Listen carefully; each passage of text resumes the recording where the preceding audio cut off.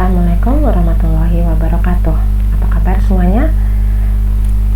Kita lanjutkan proses belajar Anda dan saya temani dengan tetap semangat pada materi manajemen pembibitan ruminansia, dan kita khususkan pada ternak domba dan kambing.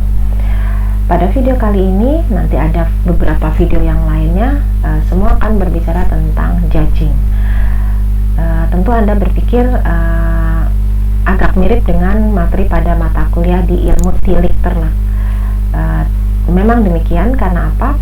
Ternyata judging pun itu sangat diperlukan pada aktivitas pembibitan.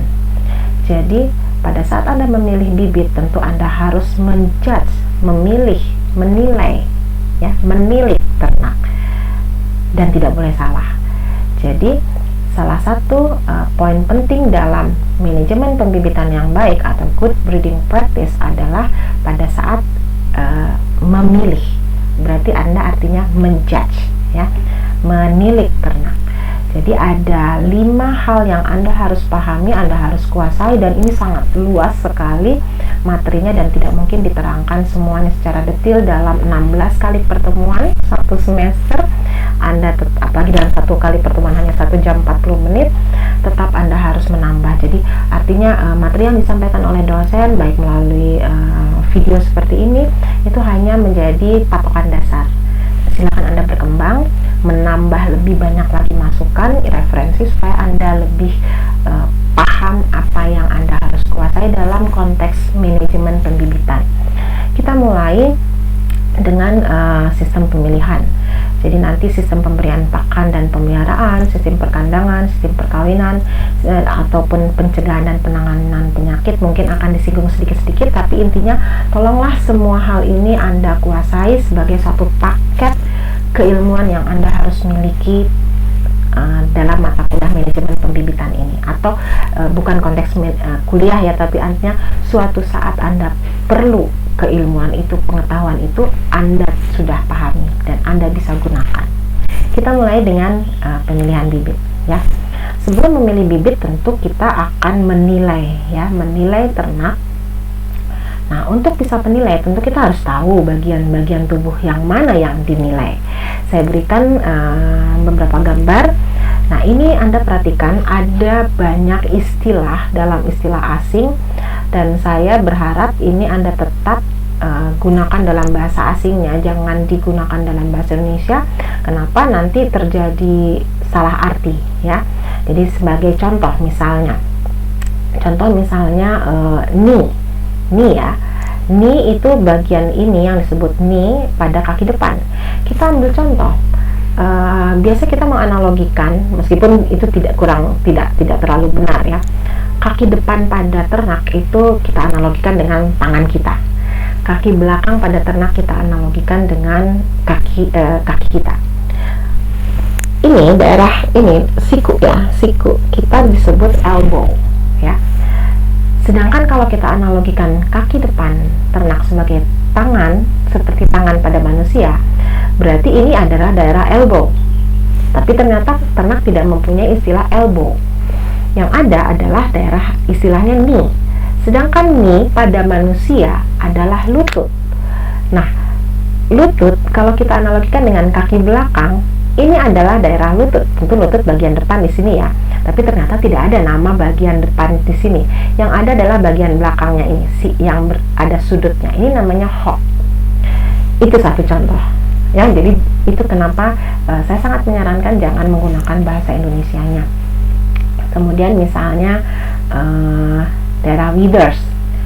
Withers ini kalau kita sebut dengan tinggi pundak. Padahal kalau disebut dengan pundak atau bahu pada manusia ini shoulder. Ternyata shouldernya bukan di withers. Kalau pada ternak shoulder di daerah sini, ya. Nah, itu juga salah satu jangan sampai salah.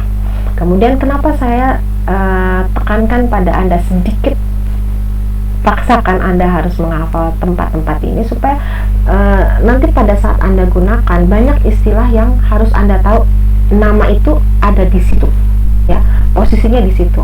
Misalnya kita ambil contoh ini daerah top line. Top line itu daerah atas ini. Kemudian kita sebut punggung. Kita kadang menyebutnya punggung kambing. Padahal tidak ada punggung kambing dari depan sampai belakang, itu bukan punggung kambing, ya. Kalau di domba kambing ini tidak ada disebut back, tapi pada kuda ada yang disebut daerah back, ya. Nah, pada domba dan kambing daerah atas ini yang sepanjang tulang punggung itu disebut daerah top line atau top line area. Sedangkan top line area itu terbagi menjadi 3 part. Ini bagian chain atau rack, kemudian yang agak panjang ini bagian loin, dan yang agak miring ini bagian ram, ya. Kemudian itu yang tolong jangan sampai salah. Misalnya contoh lain, ini ada yang disebut bridge of nose. Siapa tahu Anda merasa tertarik atau ada penasaran ya, ketertarikan khusus untuk menjadikan hal itu menjadi tema penelitian Anda. Misalnya, Anda mengukur panjang dari bridge of nose dihubungkan dengan berat badan. Apakah ada korelasinya? Misalnya, semakin panjang bridge of nose, semakin berat ternak kambingnya. Menarik untuk Anda teliti, ya. Oke, kita pindah sekarang pada ini cerita pada Du atau Neni. Ini adalah betina dari kambing. Sekarang pada kambing jantan yang disebut dengan buck atau billy. Jadi buck atau billy adalah kambing jantan yang sudah pernah dikawinkan, ya. Jadi digunakan untuk breeding, untuk dikawinkan, menghasilkan keturunan. Nah, ini juga sama, silakan Anda pelajari. Tentu daerah ini karena ini jantan ada skrotumnya. Anda harus tahu di mana ada yang disebut twist. Nanti kita akan menjudge ternak dari twistnya, dari tightnya, kemudian juga bisa dari forearmnya, kemudian bisa juga daerah ribnya, di mana itu yang disebut rib, dan lain-lain, ya. Nah, ini adalah kambing yang performanya ideal, jadi yang kepalanya tegak di atas shoulder. Jadi kepalanya tegak di atas shoulder, ini daerah shoulder. Kemudian yang perototannya tebal dan panjang pada daerah loin, ini tebal dan panjang daerah loin. Nanti saya sampaikan yang mana yang disebut daerah loin. Kemudian straight top, daerah topnya itu cukup lurus. Kemudian sedikit landai untuk daerah ram, ini ceritanya, ini daerah ram. Kemudian long and square daerah ram. Jadi ini kalau Anda membentuk garis segi 4 imajiner, ini cukup panjang dan long, ya, daerah ramnya. Kemudian kakinya juga lurus, ya. Jadi correct set of leg. Dadanya juga cukup dalam dan lebar. Nah, ini semua kita nilai dengan istilah large frame. Frame-nya besar, ya, semacam bingkainya besar, gitu ya. Kalau frame foto, ya, frame-nya besar dan well balanced. Jadi balance atau keseimbangannya baik. Jadi ini semacam inilah pilih untuk menjadi bibit, ya, pada saat Anda membibit. Nah, ini kalau kita lihat dari agak samping dan di belakang, tentu Anda bisa melihat daerah stifle ini, ya. Kemudian Anda bisa rasakan di sini disebutkan full bulging leg, bulging, agak menonjol dagingnya. Jadi perdagingannya bagus, ya, di sini. Kemudian heavy bone, jadi pertulangannya berasa cukup tebal, tulang-tulangnya. Kemudian bagian depan juga bulging forearm. Tadi ingat ya, forearm itu bagian kaki depan. Kemudian legs-nya juga place wide apart. Jarak antara kaki dengan kaki cukup lebar. Kenapa lebar? Karena perdagingan di sini lebar. Jadi terpaksa kakinya juga posisinya agak lebar karena dagingnya cukup lebar, ya, cukup banyak. Ini performa yang ideal dari kambing. Jadi ingatlah saat Anda menjudge ternak untuk membibit, ya, mencari calon bibit misalnya, pilihlah yang kondisi performanya ideal. Sekarang kita coba lebih fokus pada memilih bibit untuk kambing pedaging. Saya berikan beberapa patokan, tapi patokan itu tidak menjadi patokan yang murni. Anda bisa tambahkan lagi, misalnya ambil contoh tadi disebutkan frame-nya harus bagus, berarti Anda juga bisa menambahkan patokan ini dengan frame. Yang pertama adalah degree of muscling, jadi derajat perototan. Jadi nilailah derajat perototannya. Kemudian nilailah soundness and structural correctness. Sound itu bukan berhubungan dengan suara ya. Soundness itu berhubungan dengan kesehatan. Jadi dari kesehatannya tentu berhubungan dengan structural correctness, ketepatan struktural. Tentu ini berhubungan dengan tulang. Bila tulangnya bengkok, ingat, di tulang itu tempat melekatnya otot-otot. Jadi kalau tulangnya bengkok atau tulangnya kecil, tentu tempat perlekatan ototnya juga tidak terlalu banyak. Atau bahkan katakanlah tulangnya bengkok, berarti perototannya juga akan membentuk perform dari kambingnya akan tidak lurus gitu ya. Nah kalau misalnya bengkok dari tulang, berarti ototnya ngikut, kemudian nanti akan balansnya juga akan berubah, balansnya tidak baik. Kalau balansnya tidak baik, tentu mengikut pada stylenya ya, penampilannya. Jadi ini semua berhubungan ya. Kemudian degree of fineness ini berhubungan dengan fat cover, jadi perlemakan. Nanti ada hubungannya. Kalau fat cover berarti kita harus menilai dari sudut BCS, body condition score. Kemudian capacity atau volume, tentu Anda masih ingat mengukur rumus volume panjang kali lebar kali tinggi. Pada ternak bukan panjang kali lebar kali tinggi, tapi sama, panjang kali dalam kali tinggi ya. Jadi panjang badan, dalam badan, dan tinggi badan.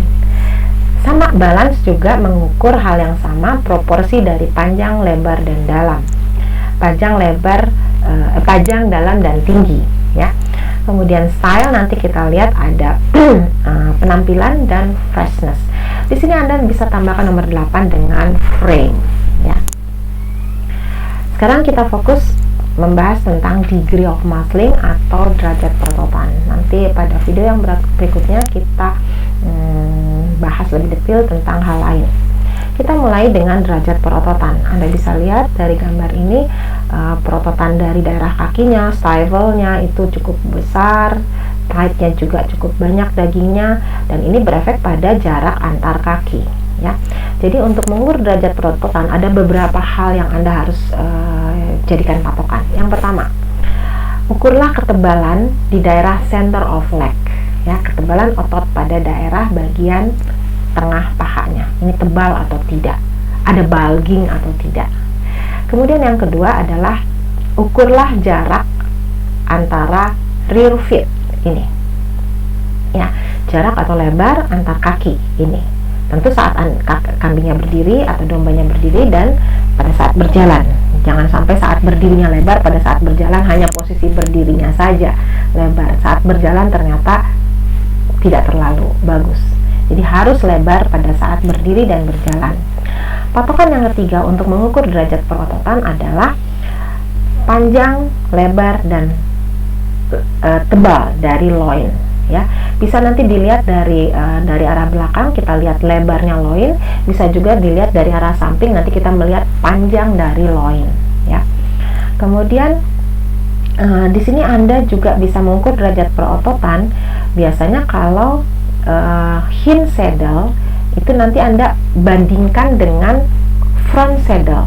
Kalau derajat perototan yang hind saddle-nya lebih panjang dari front saddle, biasanya derajat perototannya lebih ideal ya. Nanti kita bahas satu persatu mulai dari sekarang.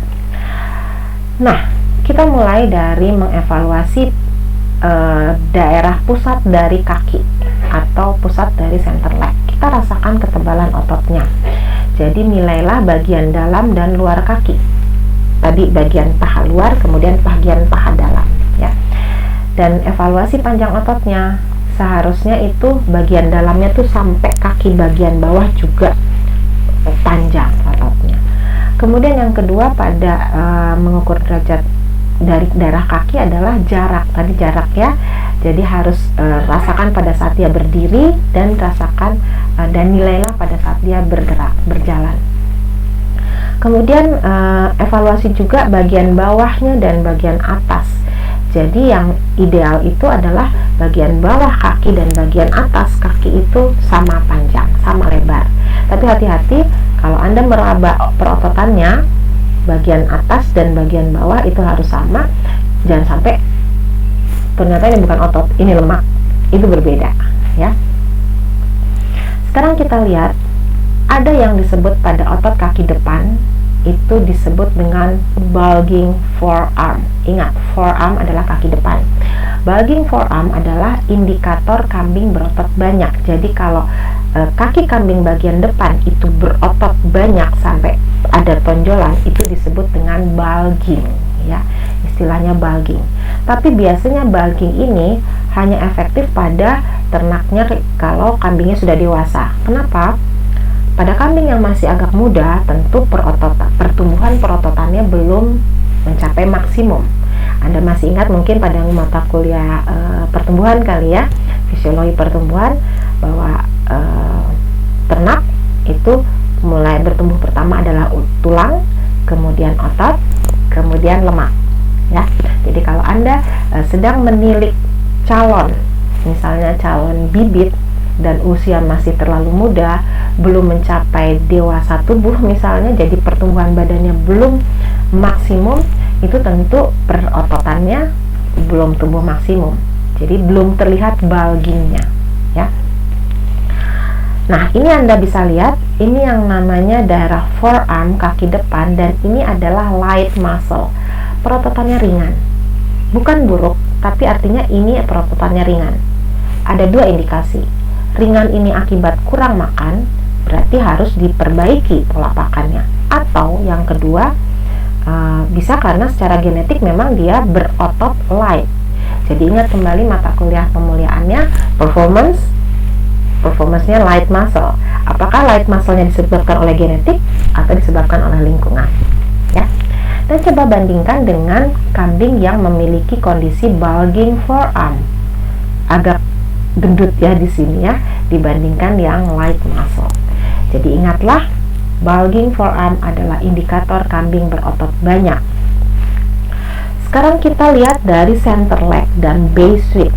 Ini saya akan tampilkan beberapa gambar, agak banyak, agak mirip sebenarnya, tapi supaya Anda sering melihat, supaya Anda hafal. Ini silakan bandingkan, ini kambing yang thick, jadi center leg-nya dengan base sweep-nya cukup besar. Kenapa? Karena di sini perototannya banyak.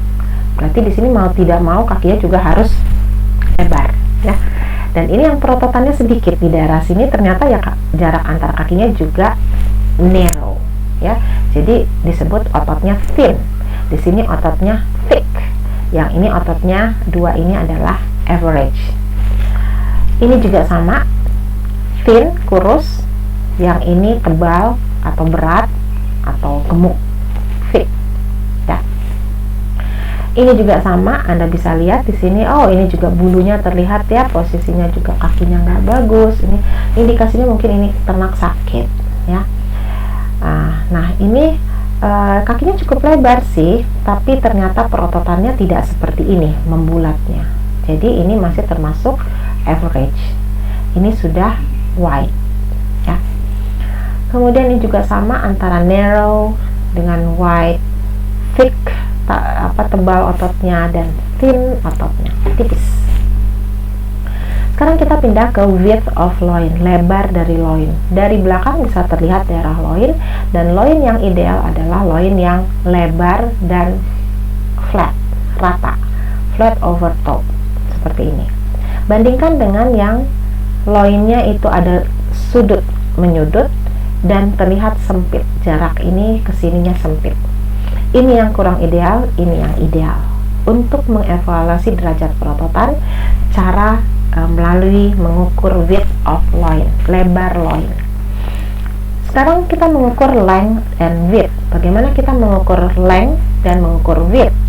Yang tadi hanya dengan melihat, ya. Sekarang kita coba dengan tangan. Jadi mengevaluasi bisa dengan tangan, dengan cara palpasi, diraba, bisa juga dengan dilihat dengan mata. Tapi gabungkan dua-duanya. Nah, ini cara mengukur lebar loin, ya. patokan di mana yang disebut loin? Loin itu mudahnya adalah di sini Anda harus tahu daerah terlahir tulang rusuk. Ya, di daerah sini kira-kira ada terlahir tulang rusuk. Nah, ini titik di sini sampai di sini ada tulang lagi satu. Nah, daerah di sini sampai sini ini yang disebut dengan loin. Ya. Kemudian nanti di daerah sini Anda bisa rabakan ini ujung tulang sampai di sini ada lagi satu ujung tulang. Ini sedang meraba lebar dari loin. Yang disukai adalah loin yang lebar, ya. Nah, sedangkan untuk gambar yang berikut ini sedang mengukur panjang loin. Jadi ini ada daerah terlahir tulang rusuk, kemudian ini ada daerah terakhir dari tulang yang di belakang. Ini kita ukur di mana sih daerah terakhirnya. Jadi kalau ini terasa cukup panjang, ini yang disebut loinnya panjang. Dan yang disuka adalah loin yang panjang, ya.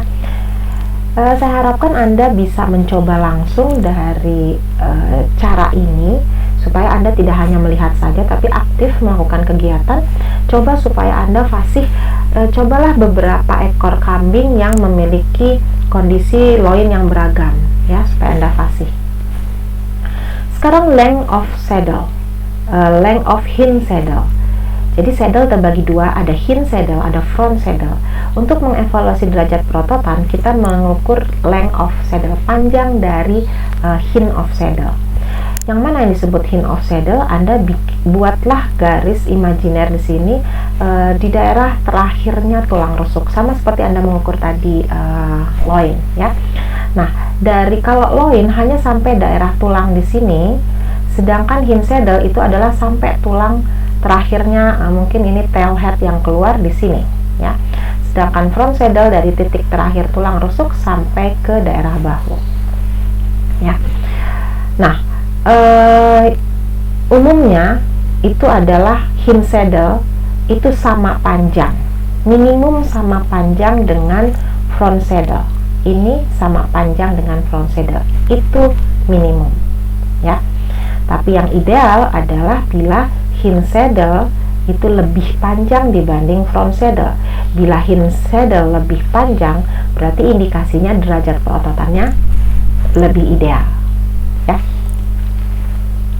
Nah, jadi prinsipnya untuk mengukur length of saddle adalah membandingkan panjang bagian depan atau front saddle dengan panjang bagian belakang atau hind saddle.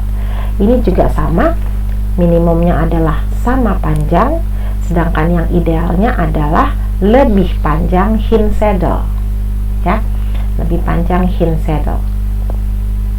Dan tadi sudah disampaikan hind saddle itu dari last rib, ini rib yang terakhir sampai terakhirnya ini tail head, ya, daerah tail head ini. Kemudian selanjutnya adalah kita mengukur atau mengevaluasi, menjudge itu perototan di daerah wither atau daerah over rack, ya. Agak susah sedikit untuk mengukur over rack. Kenapa? Kadang-kadang kambingnya susah di handle pada saat dipegang di daerah rack, mungkin geli-geli, ya. Nah, yang dirasakan adalah di daerah rack itu ada gumpalan-gumpalan otot, mungkin agak membulat-membulat sedikit. Bila terasa banyak di situ besar, itu indikasinya perototannya baik, ya. Nah, kita lihat sekarang di daerah mana. Anda dengan mata, dengan secara visual Anda bisa melihat ini daerah racknya itu narrow, sempit, dan steep, agak curam. Ini ada sudut gitu, ya, di daerah rack. Sedangkan di daerah sini flat dan cukup lebar untuk daerah racknya. Ini yang ideal. Jadi perototan di daerah racknya ideal.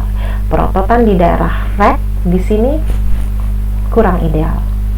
Nah, caranya adalah mengukur rack. Anda goyang-goyangkan ibu jari Anda di daerah ini. Rasakan tadi gumpalan-gumpalan seperti uang katanya, ya. Gumpalan-gumpalannya banyak atau tidak, lebar atau tidak. Bisa dimengerti? Kita lanjutkan. Sekarang ada beberapa tempat yang menjadi daerah penanda untuk mengukur perototan. bisa daerah rek, bisa daerah loin, daerah leg ini, perdagingan di sini, bisa daerah leg dari samping di sini, kemudian di pinggir sini ada yang disebut stifle, kemudian daerah tadi di sini bulging ya, bulging forearm. Kemudian ada juga daerah-daerah penanda untuk menilai perlemakan. Nah, di sini dilihat daerah loin juga bisa dipakai untuk mengukur perlemakan, tapi sudah daerah belakangnya. Kemudian daerah shoulder, flank di daerah sini, daerah forearm, daerah breast di sini, daerah dadanya ya. Kemudian Anda bisa juga mengukur perlemakan di daerah spine, merasakan misalnya spinosus processusnya seperti apa. Kemudian di daerah dock di sini juga Anda bisa rasakan perdagingan daerah kaki nih karena dari pinggir ya. Kemudian daerah base of leg crease, daerah perdagingan di bagian belakang. Jadi Anda bisa pegang-pegang paha bagian dalamnya. Ya, itu untuk mengukur perlemakan. Nah, kira-kira seperti itu yang saya bisa sampaikan sebagai pengantar untuk mempelajari bagaimana menjudge ternak, menyiapkan diri saat Anda mau membibit ternak atau memilih ternak Anda. Sekarang silakan Anda luangkan waktu untuk mempelajari dari referensi lain dengan basic yang sudah saya sampaikan. Kita akan lanjutkan dengan parameter yang lain untuk menilai kambing tipe pedaging. Selamat belajar.